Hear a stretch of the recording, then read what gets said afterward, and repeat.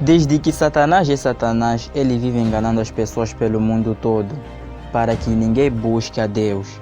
Satanás é tão mentiroso que o próprio Jesus o chamou de pai da mentira.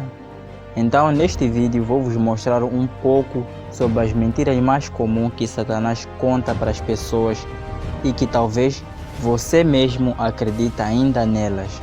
Então, sem mais delongas, bora pro vídeo. Se você assistiu meu vídeo e não se inscreva, por favor, se inscreva aí no botão se inscrever que está aparecendo avermelhado aí no YouTube. Então clica aí, clicou, se inscreveu, então bora pro vídeo. Primeira mentira: Deus é um Deus da proibição. Muitas pessoas, quando ingressam para a vida cristã, são impelidas a deixarem certas práticas pecaminosas, coisas que antes de se converter fazia normalmente. E muitas pessoas acabam interpretando isso de uma forma errada, acabam julgando Deus como um Deus de não pode aquilo, não pode isto. Bem, meus irmãos, esse é um pensamento brotado pelo inimigo.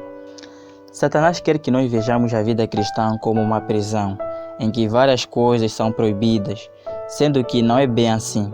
Para que desse modo muitas pessoas desistem da vida cristã, pensando que é muito fardo, não dá para eles ou que não vão conseguir. Meu irmão, minha irmã, se você tem esse pensamento, saiba primeiramente que isso não vem de Deus, porque a sua própria palavra diz que nós fomos libertos da escravidão do pecado. Não mais para servirmos ao pecado, mas para servirmos a Deus pela graça dele ter nos liberto em Cristo Jesus. Agora em diante somos livres para servir a Deus. E não devemos viver a nossa vida cristã como se estivéssemos presos ou restringidos de certas coisas. Nós temos liberdade cristã. Se não, vejamos o que Paulo disse em Gálatas 5. Foi para a liberdade que Cristo nos libertou. Portanto, permaneçam firmes e não se deixem submeter novamente a um jugo de escravidão. De forma alguma Deus quer colocar fardo sobre nós, mas se Ele quer tirar o fardo, o fato de nós termos liberdade cristã, isso não pode dar ocasião ao pecado. O fato de eu ter liberdade cristã não significa que eu deva pecar, mas se a minha liberdade está restringida na palavra. A segunda mentira muito comum que o inimigo conta é: você não vai conseguir vencer esse pecado. Muitos cristãos sofrem com algum tipo de pecado específico, sabe, aquele pecado difícil de vencer. Esses pecados podem ser a mentira, a pornografia, a masturbação, o adultério, o cigarro, as drogas, por aí em diante. Para quem é cristão realmente, sabe que independentemente da dificuldade de deixar certos pecados, isso não impede de servir a Deus, porque o cristão não é mais escravo do pecado. Senão, vejamos o que está escrito em Romanos. Que diremos então? Continuaremos pecando para que a graça aumente? De maneira nenhuma. Nós, os que morremos para o pecado, como podemos continuar vivendo nele? Pois sabemos que o nosso velho homem foi crucificado com ele, para que o corpo do pecado seja destruído, e não mais sejamos escravos do pecado. Pois quem morreu foi justificado do pecado, porque morrendo ele, morreu para o pecado uma vez por todas, mas vivendo, vive para Deus.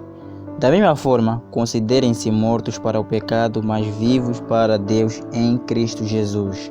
Pois o pecado não nos dominará, porque vocês não estão debaixo da lei, mas debaixo da graça. O que essas passagens querem dizer? Querem dizer que, independentemente se o cristão caiu em pornografia ou cai em pornografia, em masturbação, em drogas, etc., essas coisas não podem dominar o cristão, porque ele não está mais debaixo do pecado, ele não é mais escravo do pecado. Às vezes, quando caímos, nos levantamos e voltamos a cair, nos levantamos, voltamos a cair, e por aí em diante, sempre no mesmo pecado. O inimigo coloca na nossa mente que nunca vamos conseguir vencer esse pecado, que não há jeito, nós nunca vamos conseguir vencer essa tentação, vencer esse mal. E o único jeito que o inimigo abre para nós, o único jeito que o inimigo nos mostra é desistir da nossa fé, desistir de servir a Cristo. E muitas das vezes isso acaba acontecendo, Por isso vemos cristãos desistindo de ir à igreja, cristãos desistindo de ler a Bíblia, porque eles acham que o fato deles terem caído no pecado, de cair frequentemente no mesmo pecado, Deus está irado com eles e que eles nunca vão conseguir vencer esse pecado. Essa é uma mentira muito comum que o inimigo coloca em nós, devido à fraqueza do pecado que nós temos. Mas nós não devemos deixar levar por essas mentiras. O importante é saber que nós já fomos justificados, já fomos perdoados de nossos pecados. O fato de sermos cristãos não significa que nunca vamos pecar. Vamos sim pecar, porque o pecado está dentro de nós. A obra que Cristo fez foi incompleta. Ela apenas nos santifica. Ela apenas nos salva e não retira o pecado que está dentro de nós. Mas isso só vai acontecer nos últimos dias, quando Cristo voltar a nos glorificar. Aí sim que Ele vai tirar o pecado dentro de nós e nós seremos 100% santos. A diferença entre um não cristão e um cristão é que o cristão não pratica o pecado. Não que ele não peque, mas ele não leva o pecado como estilo de vida. E um não cristão é que ele leva o pecado como um estilo de vida, como algo normal. A terceira mentira muito comum que o inimigo conta pra gente é que Deus nunca vai te perdoar. É um fato que Deus é amor, mas às vezes esse fato vira dúvida, e a dúvida vira um questionamento. Isso porque quando pecamos, tanto eu e você, talvez em contextos diferentes, nós nos sentimos culpados por isso. A culpa, na verdade, é algo bom, é algo positivo. Isso porque é um dos indicadores de que somos cristãos, de que nos arrependemos e de que detestamos pecar. Só que, mesmo a culpa sendo em parte algo positivo, tem outra parte que é algo negativo. Porque o inimigo usa a culpa para colocar mentiras em nossa mente, dizendo que o seu pecado não vai ser perdoado, o que você fez foi algo muito terrível, Deus nunca vai te perdoar, o seu arrependimento não é verdadeiro, não adianta, desista. Mentiras desse gênero, e nós criamos a mentalidade de que Deus está nos punindo pelos nossos pecados. Meus irmãos e minhas irmãs, se isso está acontecendo consigo, se lembre de que independentemente dos seus atos maus, independentemente do que tenhas feito, quando Cristo foi pendurado naquele madeiro, Ele pagou todos os seus e os meus pecados. Já não existe mais nenhuma condenação para nós que estamos perdoados em Cristo Jesus. Vejamos o que diz a Bíblia. Tendo sido, pois, justificados pela fé, temos paz com Deus, por nosso Senhor Jesus Cristo. Se você se converteu de verdade, já não existe mais nenhuma condenação para você. Deus, quando olha do céu para a terra, quando olha você, vê Cristo em si, vê o sangue de Cristo mergulhado sobre si. Deus não te vê mais como um pecador, mas como alguém santo e irrepreensível. Não pelos nossos atos bons, mas pelos atos de Cristo. Os atos bons de Cristo foram imputados em nós.